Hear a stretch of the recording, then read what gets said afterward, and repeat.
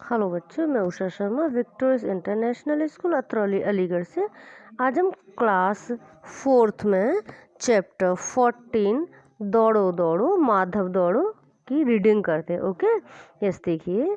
दौड़ो दौड़ो माधव लाठी माधव सांप, सारे घर में शोर मचा को राम मचा, कुछ मिच्चे मित्ते आंखें मीचे, माधव दौड़ा सांप भी दौड़ा, सांप इधर सुर्रा का लपका, माधव कूद के वो जो टपका, माधव था लाठी के पीछे, सांप वहीं माधव के नीचे। मैं चिल्लाया, माधव मारो लाठी मारो, माधव ने मुंह मुड़ के पूछा, सांप या लाठी?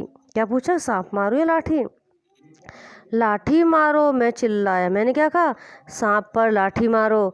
सांप उठा के मार दी लाठी, माधव ने हे राम कह के ठक से लाठी टूट गई और हाथ रह गया सांप, मिट्टी के माधव ने देखा।